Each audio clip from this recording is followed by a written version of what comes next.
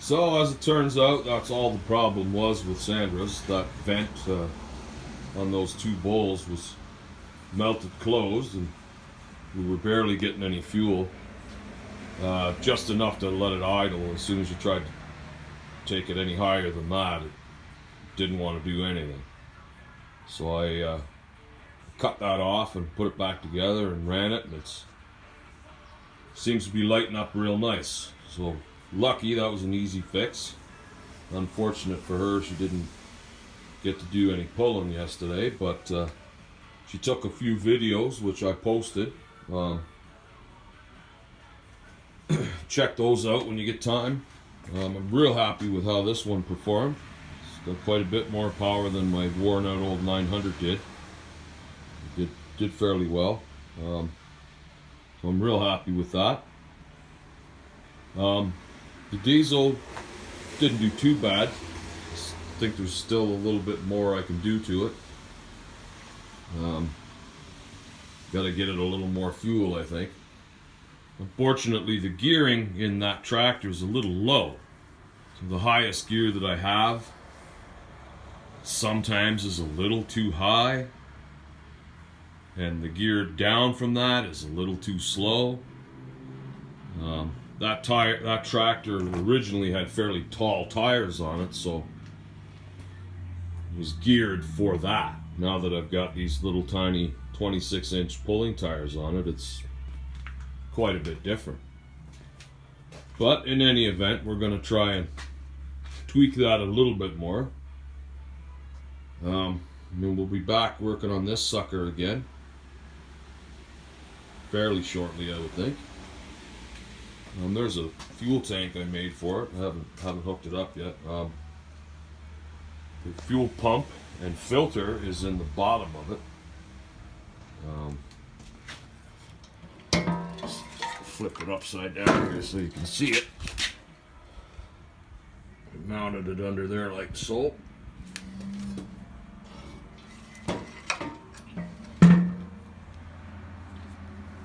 Oops. Get in there.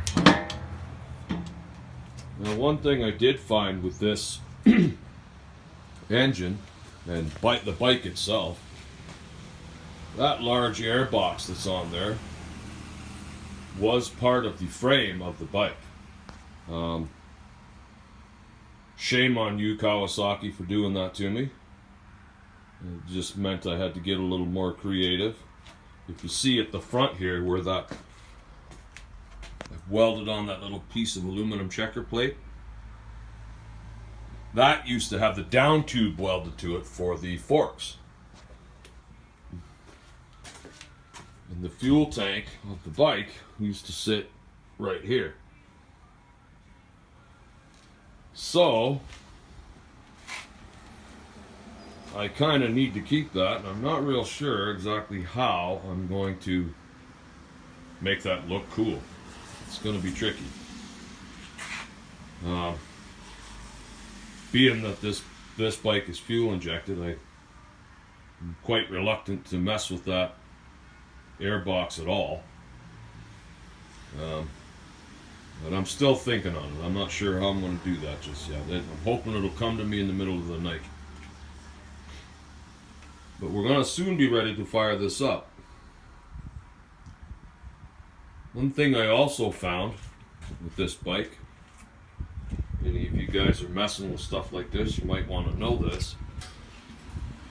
The tip switch that the bike had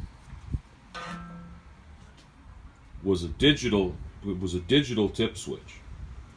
So it's not like the old ones where it was very easy to just take the tip switch out, twist the wires together, and forget all about it.